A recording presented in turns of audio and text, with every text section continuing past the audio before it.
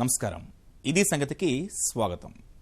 సాగునీటి ప్రాజెక్టుల పునరాకృతి స్వరాష్ట్రంలో తెలంగాణ ప్రభుత్వం అత్యంత ప్రతిష్టాత్మకంగా తీసుకున్న కార్యక్రమం. ప్రతి శాసనసభ నియోజకవర్గంలో 1,00,000 ఎకరాలు, మొత్తంగా రాష్ట్రంలో 1 కోటి ఎకరాలకు సాగునీరు అందించాలన్నది బృహత్తర లక్ష్యం.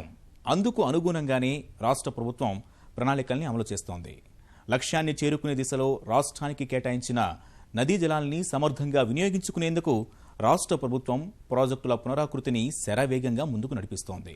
ఇందులో భాగంగా ప్రాణహిత చేవేళ్ల స్వరూపాన్ని మార్చిన రాష్ట్ర ప్రభుత్వం ప్రాణహిత, కాళేశ్వరం ప్రాజెక్టులకు రూపకల్పన చేసింది. పాలమూరు ఎత్తిపోతలు, దేవాదుల, ఖమ్మం జిల్లా ప్రాజెక్టులకు సంబంధించి కూడా మార్పులు చేర్పులు చేసింది. ఇందుకు సంబంధించిన పూర్తి వివరాలు, కారణాలు, భవిష్యత్ లక్ష్యాల్ని ఆ మధ్య శాసనసభ సాక్షిగా ఆవిష్కరించిన జలదృశ్యంలో అందరి కళ్లకు కట్టారు ముఖ్యమంత్రి కేసీఆర్.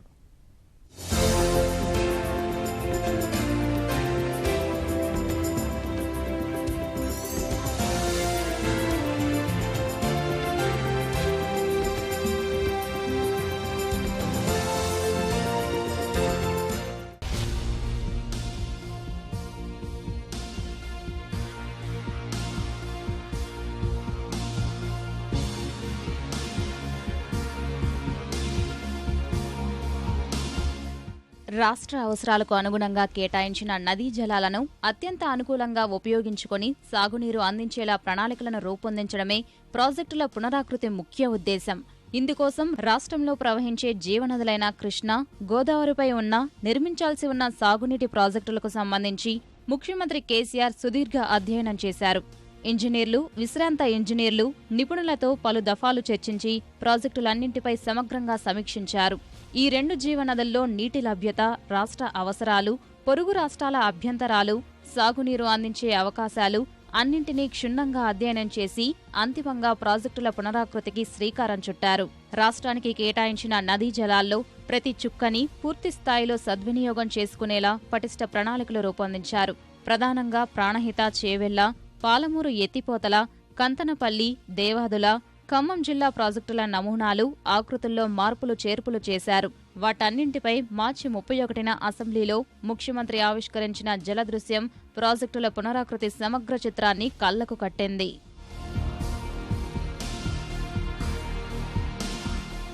తెలంగాణలో ఉన్న అన్ని రిజర్వాయర్లు కూడా ఎండిపోయి సో ఇలాంటి పరిస్థితి భవిష్యత్తులో పునరావృతం కాకూడదనే ఉద్దేశంతోనే ముఖ్యమంత్రి గారు రీడిజైనింగ్ ఆఫ్ ప్రాజెక్ట్స్ అనేది చేపట్టడం జరిగింది. ఇది ఒక మంచి నిర్ణయం. ప్రణాళికలో ఏదైతే నియోజకవర్గానికి 1,00,000 ఎకరాలకు సాగునీరు ఇస్తామని చెప్పి ప్రజలకు హామీ ఇచ్చారో ఆ లక్ష్యాన్ని చేరుకునే వైపుగా ఇవాళ ముఖ్యమంత్రి గారి నీటిపారుదల ప్రణాళిక ఉంది. ఈ రీఇంజనీరింగ్లో దాదాపు మనకు చాలా స్టోరేజ్ కెపాసిటీస్ పెరిగినాయి. దాని తర్వాత మనకు తీసుకునేటువంటి వాటరుని కూడా మనం తీసుకోగలుగుతున్నాం. ఇంద్రావతి నీళ్ళను కూడా మనం వాడుకునేటువంటి అవకాశం ఉన్నది. అవసరం అనుకుంటే ఆ తుపాకులు కూడా రిజర్వాయర్ నుంచి లిఫ్ట్ చేసి మనం మేడిగడ్డకు మనకు లిఫ్ట్ చేసుకోగలిగినట్టయితే అటు ఇంద్రావతి నీళ్లు, ఇటు మన ప్రాణహిత నీళ్లు రెండింటిని కూడా వాడుకునే అవకాశం ఉంది. సాగునీటి ప్రాజెక్టుల రీఇంజనీరింగ్లో ప్రధానంగా మార్పులు చేర్పులకు లోనైంది ప్రాణహిత చేవెళ్ల. అప్పటి ప్రభుత్వ హయాంలో పూర్తి అనుమతులు లేకుండానే టెండర్ల ప్రక్రియతో పాటు ప్యాకేజీల వారీగా పనులు ప్రారంభమయ్యాయి. అయితే తుమ్మిడిహట్టి వద్ద ఆనకట్ట నిర్మాణానికి మాత్రం పొరుగు రాష్ట్రమైన మహారాష్ట్ర అంగీకరించలేదు. రాష్ట్ర పాలనా పగ్గాలు స్వీకరించిన చేవెళ్ల ప్రాజెక్టుపై పూర్తి స్థాయిలో దృష్టి సారించిన తెరాస ప్రభుత్వం ఈ దిశగా మహారాష్ట్ర ప్రభుత్వంతోనూ చర్చలు జరిపింది.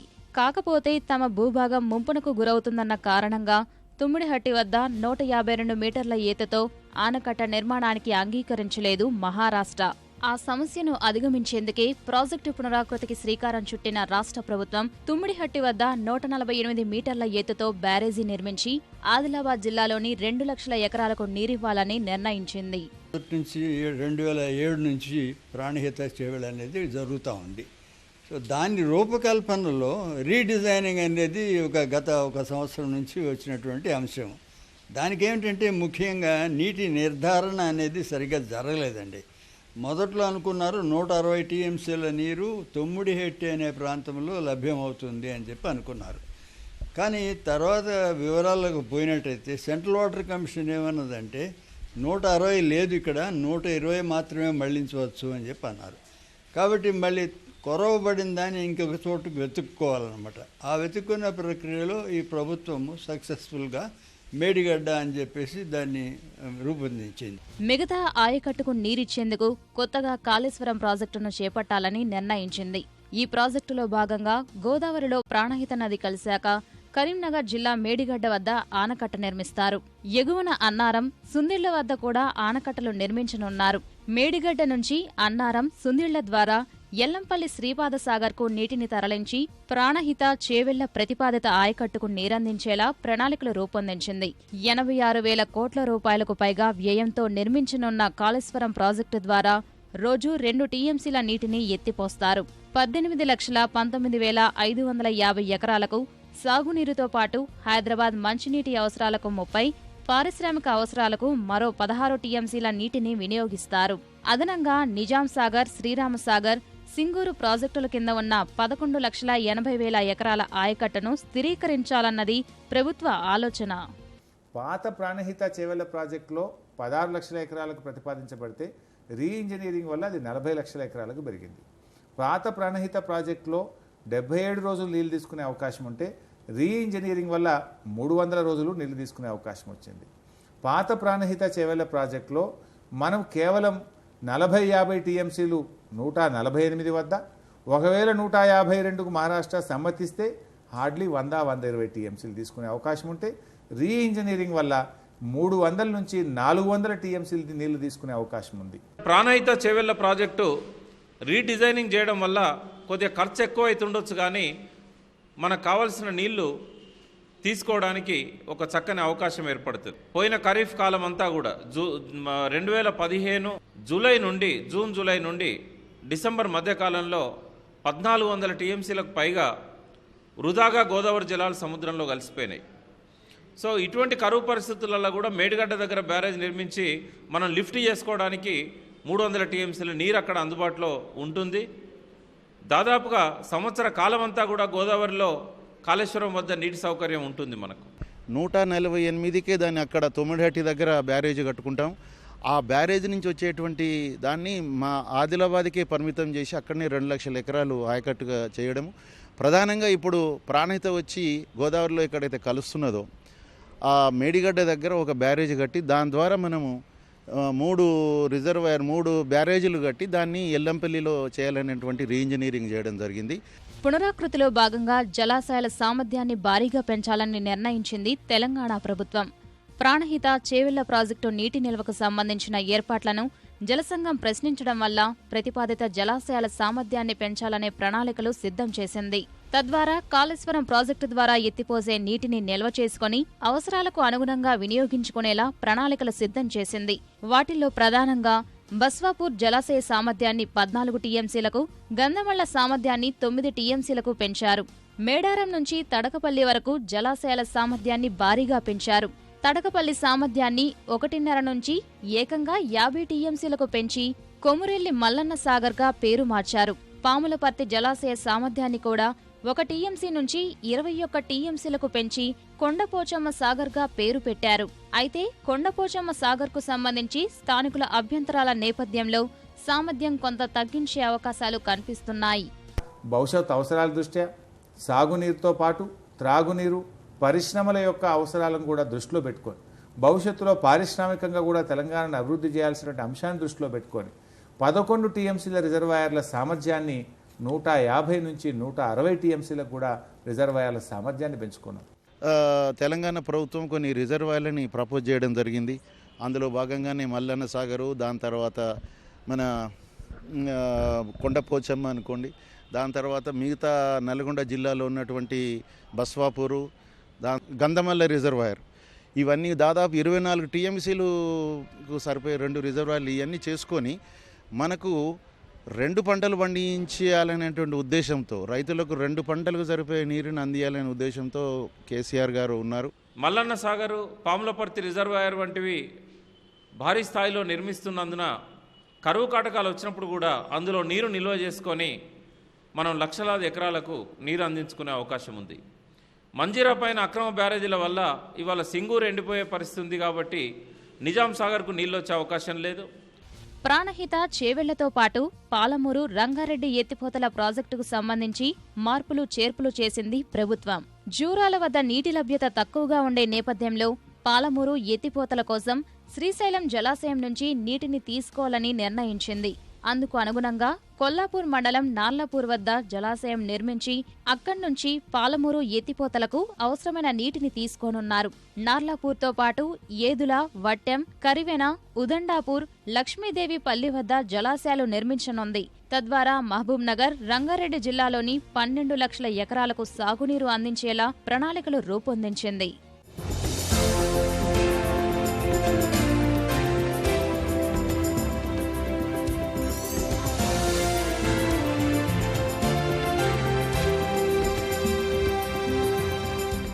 నల్గొండ జిల్లాలోని మునుగోడు, దేవరకొండ నియోజకవర్గాలకు సాగునీరు అందించేలా డిండి ఎత్తిపోతలకు రూపకల్పన చేశారు.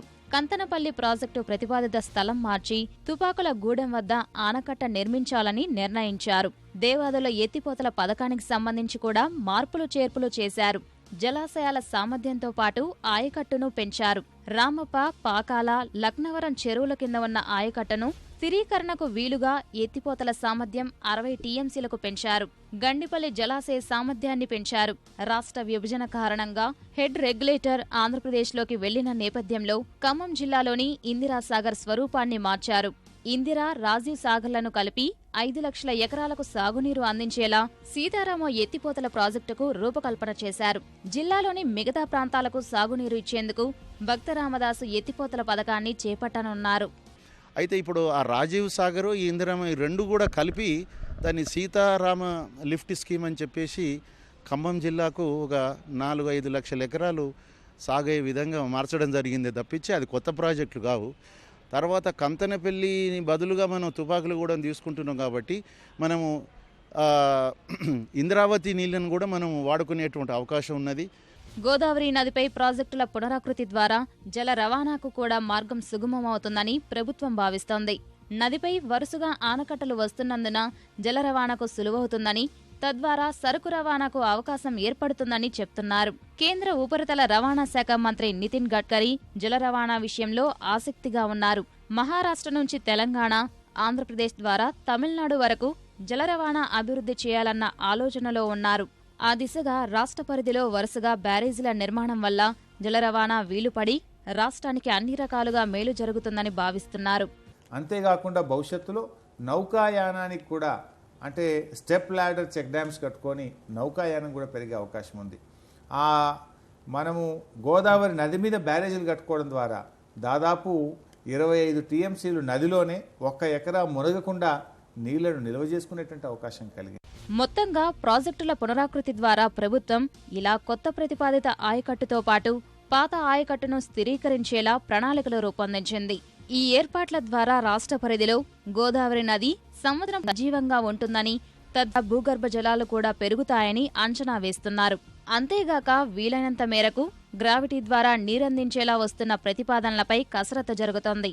ఇవన్నీ సాకారమైతే తెలంగాణ 1 కోటి ఎకరాల కలతో పాటు దశాబ్దాల నీటిగోస దాదాపు తీరినట్లే.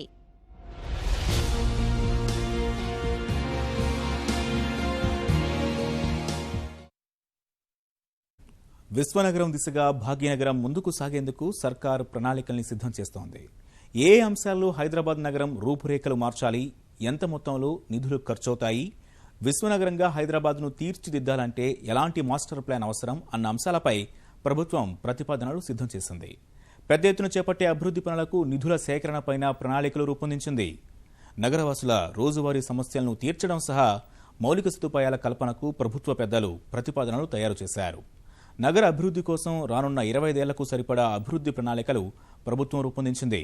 ఇందుకోసం దాదాపు 84 కోట్లతో ప్రతిపాదనలు తయారు చేసింది.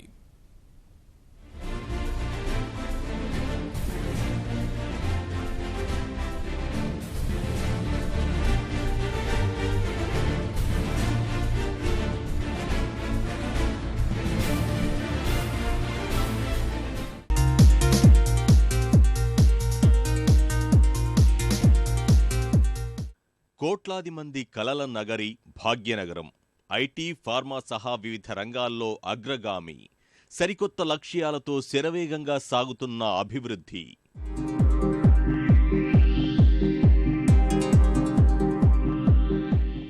ఇదంతా ఒకవైపే. మరోవైపు దేశంలోనే ప్రముఖ నగరాల్లో ఒకటైన హైదరాబాద్లో మౌలిక సదుపాయాలు మాత్రం ఆశించిన స్థాయిలో లేవు.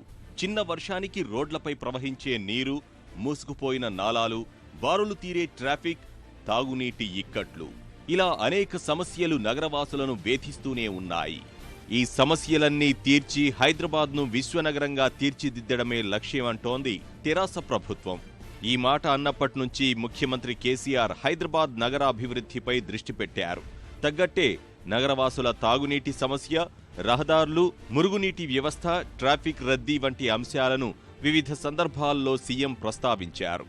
కాకుంటే ఇవన్నీ పూర్తిగా ఒక్కరోజులోనే పరిష్కారం కావన్న ముఖ్యమంత్రి 25 ఏళ్లకు సరిపడా అభివృద్ధి ప్రణాళికలు తయారు చేయాలని అధికారుల్ని ఆదేశించారు. అధికారులు హైదరాబాద్ మహానగరాభివృద్ధి 2041 వరకు చేపట్టాల్సిన ప్రాజెక్టులపై సమగ్ర ప్రణాళికలు సిద్ధం చేశారు. భాగ్యనగరం రూపురేఖలు మార్చాలంటే 25 ఏళ్లలో 83,950 కోట్ల రూపాయలు అవసరమవుతాయని అంచనా వేశారు. ఆ మహాప్రణాళిక ద్వారా రాష్ట్ర ప్రభుత్వం నగరాభివృద్ధి నినాదానికి సమగ్ర రూపమిచ్చింది. మహానగరాన్ని విశ్వనగరంగా తీర్చిదిద్దాలంటే రాష్ట్ర ప్రభుత్వం నలువైపులా అన్ని రంగాల్లో అభివృద్ధి చేయాల్సి ఉంది. వాటన్నింటి కోసం ఇటీవలే ప్రభుత్వం దేశ విదేశాలకు చెందిన మౌలిక వసతులు, నిర్మాణ రంగంలో ఉన్న పెట్టుబడిదారులందరినీ పిలిచి నగర అభివృద్ధి ప్రాజెక్టులకు సంబంధించిన వివరాలు అందించింది. అభివృద్ధి ప్రాజెక్టులు పూర్తి అవ్వాలంటే ఎంత ఖర్చవుతుందో లెక్కలతో సహా వారికి నివేదిక అందజేసింది. సమగ్ర ప్రణాళికలోని మౌలిక వసతుల కల్పనకు సంబంధించిన ప్రాజెక్టుల వివరాలు పరిశీలిస్తే అన్ని రకాల రోడ్లకు స్ట్రాటజిక్ రోడ్ డెవలప్మెంట్ ప్రోగ్రాం కింద 25,783 కోట్లు ఖర్చు చేయాల్సి వస్తుందని అంచనా వేశారు. ప్రభుత్వం ప్రతిష్టాత్మకంగా తీసుకున్న మూసీ సుందరీకరణ 2 దశల్లో కలిపి 7,755 కోట్లు, మూసీపై హైవేలు సహా ఇతర అభివృద్ధి పనుల కోసం 2,966 కోట్లు అవసరమవుతాయని లెక్కగట్టారు. హెచ్ఎండిఏ పరిధిలోని గ్రిడ్ రోడ్లకు 6,000 కోట్లు, ట్రాన్సిట్ ఓరియంటెడ్ గ్రోత్ క్యారిడార్ల మౌలిక వసతుల కల్పనకు 13,998 కోట్లు, పాదచారుల వంతెనలకు 42 కోట్ల రూపాయలు ఖర్చవుతాయని అంచనా వేశారు. 2 పడక గదుల ఇళ్ల నిర్మాణం కోసం 7,788 కోట్లు, శ్మశాన వాటికల అభివృద్ధికి 25 కోట్లు, హుస్సేన్ సాగర్ అభివృద్ధికి 141 కోట్ల 50 లక్షలు, తాగునీటి సరఫరా, మురుగునీటి సరఫరాకు 10,231 కోట్లు, వాననీటి కాలువలకు 6,900 కోట్లు ఖర్చవుతాయని అంచనాలు సిద్ధం చేశారు. ఈ సమగ్ర ప్రణాళికను ప్రధానంగా ప్రభుత్వ, ప్రైవేట్ భాగస్వామ్యంలో అమల్లోకి పెట్టాలని సర్కార్ ఆలోచిస్తోంది. పీపీపీ విధానంలో చేపట్టలేని వాటిని బీఓటీ, ఏడాదికి కొంత చెల్లింపులు జరిపేలా యాన్యూటీ వంటి పద్ధతులను అనుసరించి కొన్ని ప్రాజెక్టులకు ప్రభుత్వమే నేరుగా నిధులు సమకూర్చాలని ప్రభుత్వం భావిస్తోంది. ప్రణాళికల అమలుకు కావాల్సిన నిధులు సమకూర్చుకునే అంశాలపైన ప్రభుత్వం దృష్టి సారించింది. కేంద్ర ప్రభుత్వం నుంచి వచ్చే సాయం 600 కోట్ల వరకు ఉంటుందని ప్రభుత్వం అంచనా వేస్తోంది. ఔటర్ రింగ్ రోడ్డు నిర్మాణానికి జైకా నుంచి ఇంకా రావాల్సిన రుణం 1,600 కోట్లు, ప్రపంచ బ్యాంకు నుంచి ఇంకా రావాల్సిన రుణం 756 కోట్లు అభివృద్ధి పనులకు వినియోగించవచ్చని భావిస్తోంది.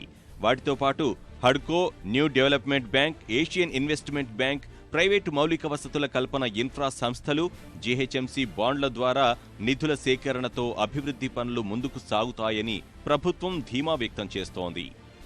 మహానగర రవాణా స్వరూప స్వభావాలే మారిపోతాయని అధికారులు స్పష్టం చేస్తున్నారు.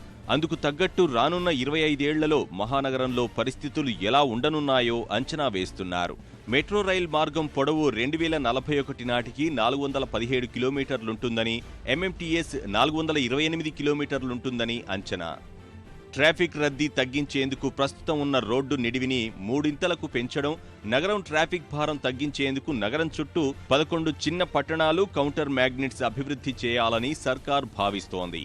హైదరాబాద్లో ట్రాఫిక్ మీద పరిపూర్ణమైన స్టడీ చేసి దానికి ఒక గొప్ప ప్రణాళికతోటి ఎస్ఆర్డిపి అనేది స్ట్రాటజిక్ రోడ్ ప్రణాళికతోటి పోవడం జరుగుతుంది. దాంట్లో భాగంగా 54 ఫ్లైఓవర్లు ఉన్నాయి. దాంతోపాటు ఈ స్కై ఓవర్స్, వీటితో పాటు ఇంకా రోడ్డును కొన్ని కూడళ్లలో వెడల్పు చేసి సిగ్నల్లెస్ సిటీగా హైదరాబాద్ను మరి చూడాలనే ఉద్దేశంతో కేసీఆర్ గారు ఒక గొప్ప ప్రణాళిక రెడీ చేయడం జరిగింది. దానికి సంబంధించిన పనులు కూడా ఇప్పుడు మైండ్ స్పేస్ దగ్గర చూస్తే ఇప్పటికే అండర్ పాస్ వర్క్ కూడా రెడీ అయింది. ఇలా ఓఎస్సీ హాస్పిటల్ దగ్గర, ఎల్బీ నగర్ దగ్గర, సాగర్ రింగ్ రోడ్ దగ్గర సాయిల్ టెస్ట్ ఇవన్నీ కూడా జరిగినాయి. వర్క్ కూడా కొంత సురువు అయింది. ఇంకొక 15-20 రోజుల్లో దానికి సంబంధించిన శంకుస్థాపనలు కూడా ఎప్పుడు చేసుకోవాలన్న దాంట్లో మరి జిహెచ్ఎంసీ నుంచి హెచ్ఎండిఏ నుంచి మరి సిద్ధం చేసుకోవడం జరిగింది. మహానగరం చుట్టూ ఉన్న ప్రాంతాలకు రవాణా సౌకర్యాలు మెరుగుపరచడం ద్వారా రవాణా వ్యవస్థలో మార్పులు చేయాలని సర్కార్ భావిస్తోంది. అందుకోసం గజ్వేల్, భువనగిరి, చౌటుప్పల్, యాచారం, మహేశ్వరం, షాద్నగర్, వికారాబాద్, శంకర్పల్లి, సంగారెడ్డి, నర్సాపూర్, తూప్రాన్లకు ప్రత్యేకంగా రోడ్డు సౌకర్యాలు మెరుగుపరుస్తారు. ఉదాహరణకు నగరంలోని జూబ్లీ బస్ స్టేషన్ నుంచి గజ్వేల్ వెళ్లేందుకు ప్రస్తుతం 115 నిమిషాల సమయం పడుతోంది. జూబ్లీ బస్ స్టేషన్ నుంచి గజ్వేల్ రోడ్డు విస్తరిస్తే 46 నిమిషాల్లో చేరుకోవచ్చు. అలాగే వికారాబాద్ వెళ్లేందుకు ప్రస్తుతం 219 నిమిషాల సమయం పడుతోంది. రోడ్డు విస్తరణ, ఫ్లైఓవర్ల ఏర్పాటుతో 106 నిమిషాల్లో చేరుకోవచ్చు. ఈ తరహాలో మొత్తం 11 కౌంటర్ మ్యాగ్నెట్లకు రోడ్డు విస్తరించేందుకు 10,629 కోట్లు ఖర్చవుతాయని లెక్కవేశారు. ఎస్ఆర్డీపీ కింద 2 దశల్లో జీహెచ్ఎంసీ పరిధిలో ఫ్లైఓవర్లు, గ్రేడ్ సెపరేటర్లు, 348 కిలోమీటర్ల మేర ప్రధాన రహదారులు, 1400 కిలోమీటర్లు ఇతర రోడ్లు, 54 గ్రేడ్ సెపరేట్లు నిర్మించనున్నారు. వాటి కోసం మొత్తం 22,784 కోట్ల రూపాయలు ఖర్చవుతాయని అంచనా. అలానే ఔటర్ రింగ్ రోడ్డు చుట్టూ ట్రాన్సిట్ ఓరియంటెడ్ గ్రోత్ సెంటర్లు అభివృద్ధి చేయనున్నారు. 13 ట్రాన్సిట్ ఓరియంటెడ్ గ్రోత్ సెంటర్ పరిధిలో 378 కిలోమీటర్లు అభివృద్ధి చేయనున్నారు. హైదరాబాద్కే తలమానికమైన మూసీకి పూర్వ వైభవం తేవడానికి ప్రణాళికలో ప్రత్యేక స్థానం కల్పించింది రాష్ట్ర ప్రభుత్వం. మూసీ నదిపై స్కైవే నిర్మించడం ద్వారా నగరంలోని ట్రాఫిక్ రద్దీని గణనీయంగా తగ్గించనున్నారు. ఇందుకోసం 7,775 కోట్లు వెచ్చించి 41 కిలోమీటర్ల పరిధిలో అభివృద్ధి పనులు చేపట్టనున్నారు. మూసీ రివర్ ఫ్రంట్ డెవలప్మెంట్ పేరుతో సంపూర్ణంగా జీవనదిగా మార్చే ప్రణాళికలు సిద్ధం చేస్తున్నారు. నగరానికే మూసీని ఆహ్లాదభరితంగా మార్చేలా మరో 2,965 కోట్ల రూపాయలతో సుందరీకరణకు ప్రతిపాదనలు సిద్ధమయ్యాయి. Musi east west corridor 42 kilometres మూసీని సుందరీకరణ చేయడం, ఇలా గుజరాత్ నగరంలో సబర్మతి నది చేసిన విధంగా ఇలా మూసీని సుందరీకరణ చేసి దాంతో along with Musi 42 kilometres express highway కూడా వేసి మరి ట్రాఫిక్ మరి రోడ్లు అక్కడ మరి అక్వైర్ చేసి దాన్ని రోడ్లు గుల్లగొట్టి ఎక్కడ సిటీ సెంటర్లో రోడ్లు కొత్తగా వేయడం కన్నా మరి ఉన్నదాన్ని 6 lines road along with Musi తీసుకపోతే ట్రాఫిక్ను కూడా మరి హైదరాబాద్కు ఈజీగా బయటికి పంపించే విధంగా ఉంటుందనే ఉద్దేశంతో మూసీ కూడా చేస్తారు. ఔటర్ రింగ్ రోడ్డు చుట్టూ 372 సర్వీస్ రోడ్ల జంక్షన్లు కలుపుతూ కొత్తగా గ్రిడ్ రోడ్లు ఏర్పాటు చేస్తారు. ఇందుకోసం 6,593 కోట్లు ఖర్చు చేస్తామని ప్రభుత్వం ప్రకటించింది. అందుకు సంబంధించి inner ring road, outer ring రోడ్డుల అనుసంధానంగా ఉన్న రేడియల్ రోడ్ల ప్రాజెక్టు పూర్తి చేస్తామని ఇప్పటివరకు 12 రేడియల్ రోడ్లను పూర్తి చేశారు. మరో 5 రోడ్ల నిర్మాణ పనులు వివిధ దశల్లో ఉన్నాయి. ఇవే కాక పాదచారుల కోసం ప్రత్యేకంగా వంతెనలు నిర్మించాలని సర్కార్ యోచిస్తోంది. భాగ్యనగరంలో 2014లో జరిగిన రోడ్డు ప్రమాదాల్లో 355 మంది మరణిస్తే ఇందులో 183 మంది పాదచారులేనని ప్రభుత్వం పేర్కొంది. ఈ ప్రమాదాలను దృష్టిలో ఉంచుకొని పాదచారుల కోసం 42 కోట్లతో 27 అధునాతన వంతెనలు ఏర్పాటు చేయాలనేదే ప్రభుత్వం ప్రణాళిక. నగరంలోని 1086 మురికివాడల్లో తొలి ప్రాధాన్యం కింద 128,735 మందికి 2 పడక గదుల ఇళ్లు నిర్మించి ఇవ్వనున్నారు. ఇందుకోసం 4,267 ఎకరాలు అందుబాటులో ఉందని ప్రభుత్వం ప్రకటించింది. కొన్ని చోట్ల 9 అంతస్తులు, మరికొన్ని చోట్ల 14 అంతస్తులు నిర్మించి పేదలకు ఇవ్వనున్నారు. మోడల్ మార్కెట్లు, శ్మశానాల అభివృద్ధికి ఇప్పటికే చర్యలు ప్రారంభించారు. నగరంలో 24 శ్మశానాల అభివృద్ధికి 25,48,00,000 వెచ్చించనున్నారు. మొత్తంగా 25 ఏళ్ల అభివృద్ధి ప్రణాళికతో హైదరాబాద్ విశ్వనగరంగా మార్చడమే లక్ష్యంగా ప్రభుత్వం అడుగులు వేస్తోంది. ఈ కార్యాచరణను అమల్లోకి పెట్టేందుకు ఇప్పటికే నిధుల సేకరణ ప్రయత్నాలు ప్రారంభించింది.